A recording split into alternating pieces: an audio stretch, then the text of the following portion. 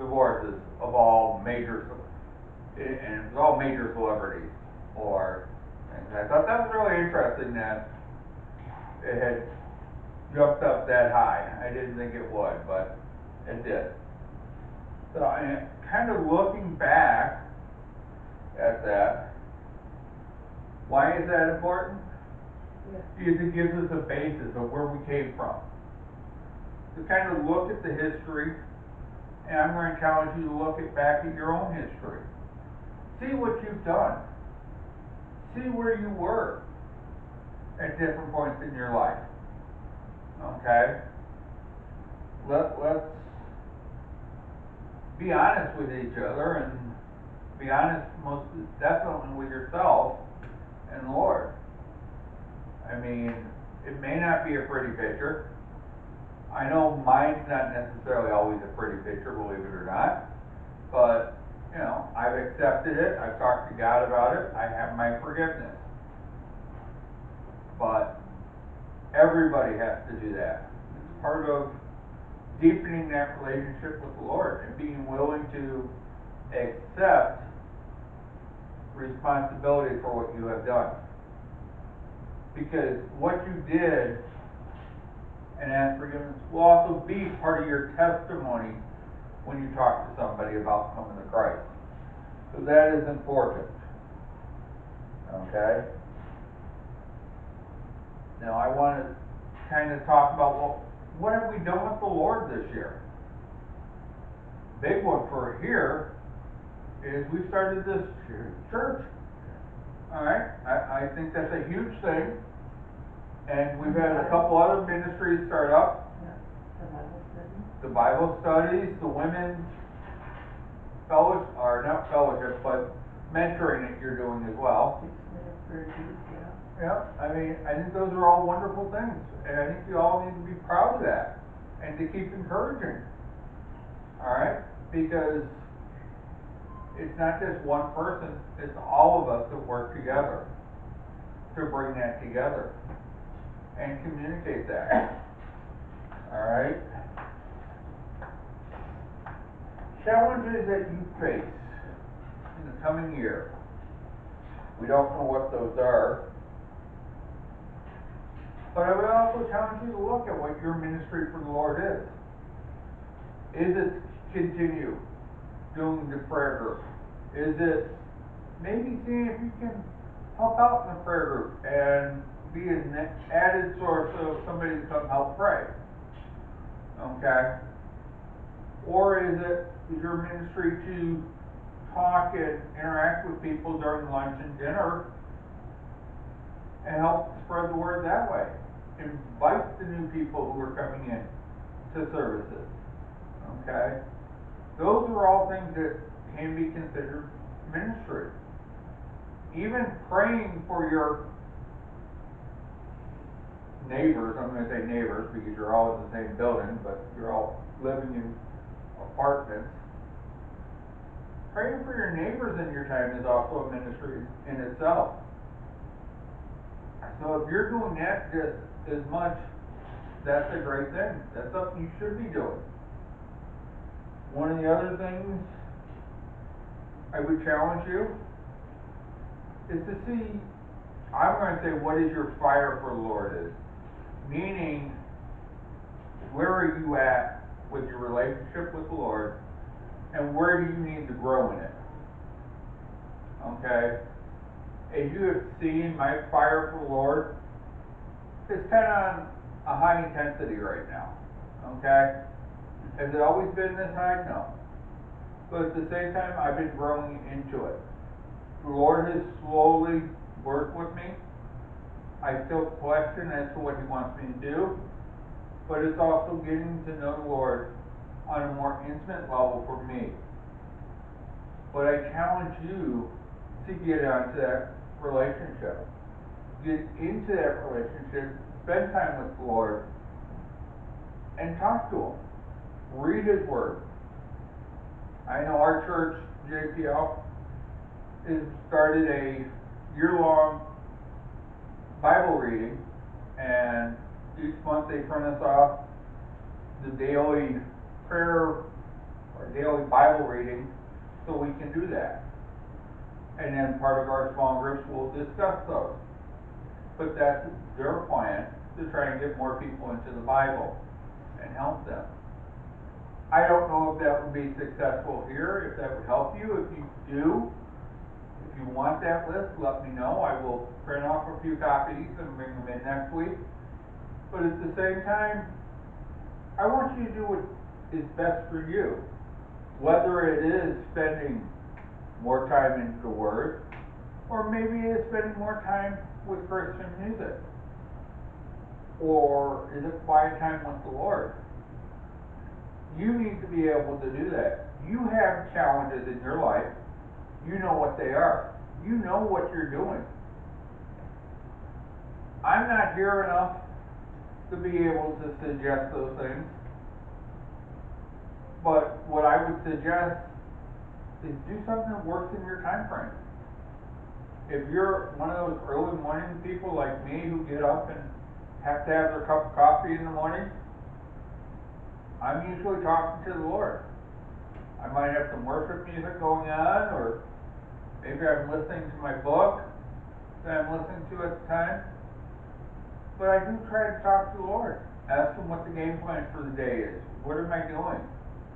What are my fears or worries for the day? You know? Have I had some issues that maybe I need to discuss with Him?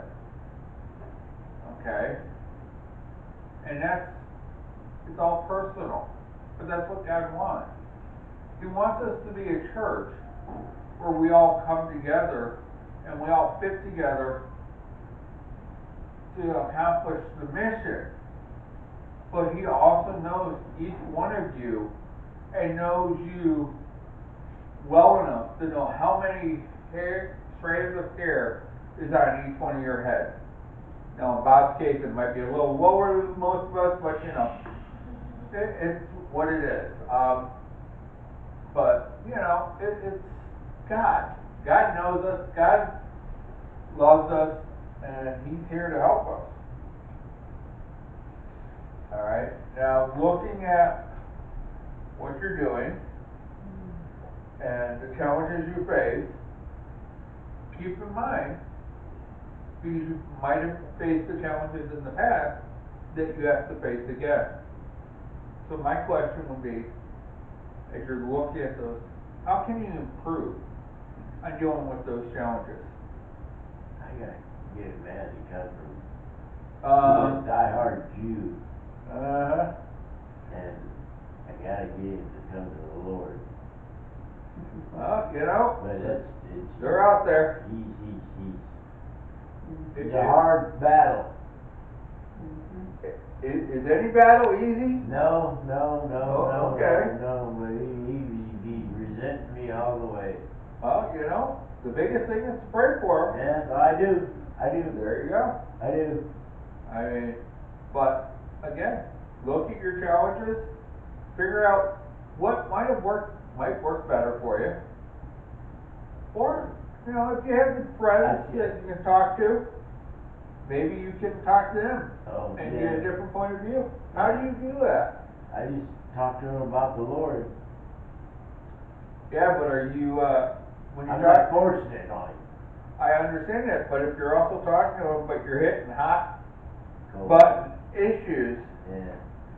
you might be starting a fire without realizing it, and That's true.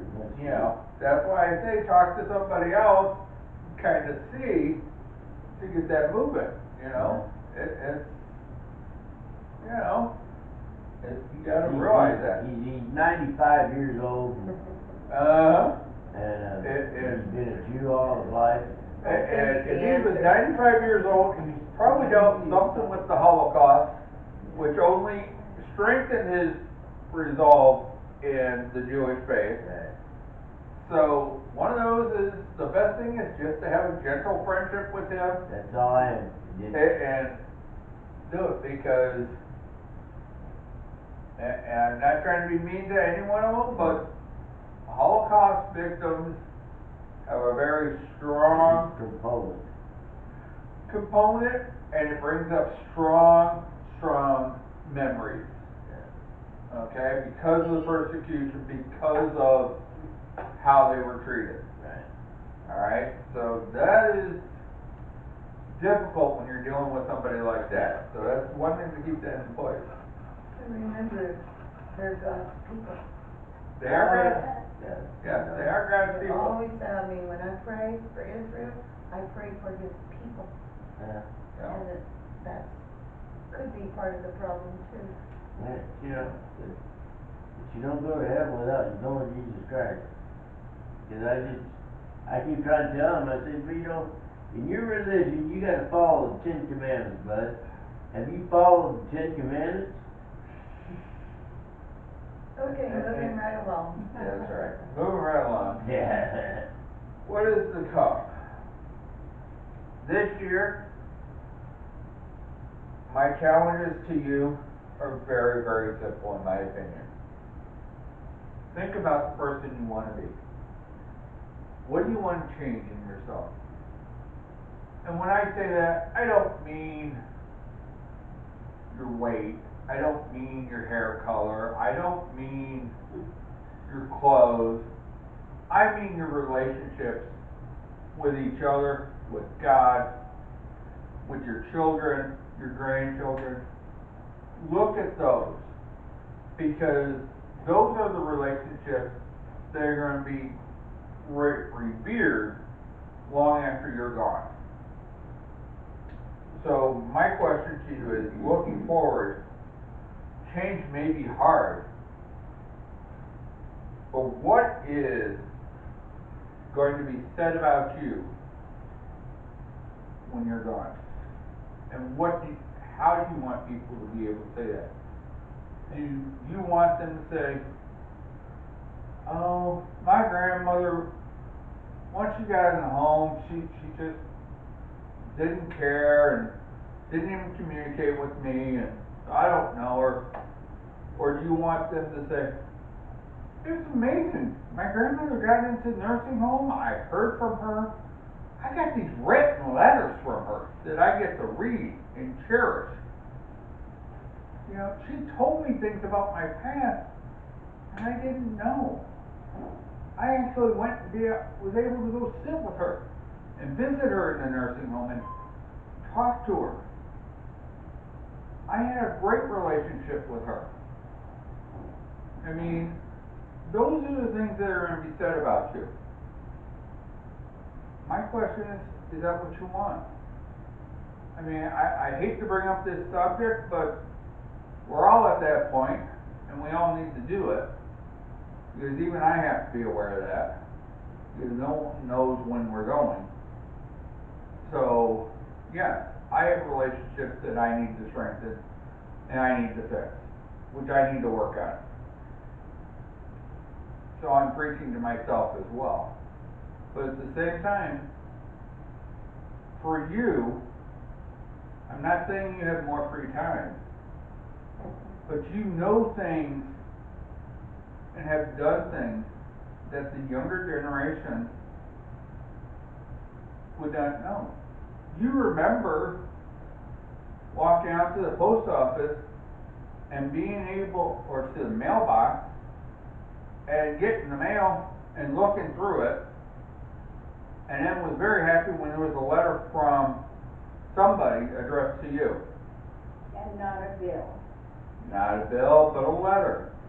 And it was really special when you got the smell of that perfume on that letter, or open it up and... There's a big heart. Yeah, you know, I mean, there's things that you've all done that you got that the younger generation doesn't know. I mean, I'll tell you right now, my grandmother wrote me letters when I was in college. I still have them. It's one of the few things I do have of my grandmother's, in her own handwriting, that I truly revere. So, I mean, you need to make that decision. How do you want to do it? But there's ways to do it. So, the challenge I'm giving to you is one challenge, but it involves a lot of parts, depending on how you look at it. The challenge is to make your relationship with the Lord stronger. How does that look? Depends on what you look at. But keep in mind, your relationship is shown through the people you interact with. So whether it's your family, your friends, grandkids, your animals, people will see that. And they will know that. They will know that you're a good person because, oh, every time I looked around, she always had these stray cats that she always fed. You know? I will always remember her and her cat. Okay? As an example. But that can be shown if she was generous to the cat. What else was she generous in? And other people will have other stories.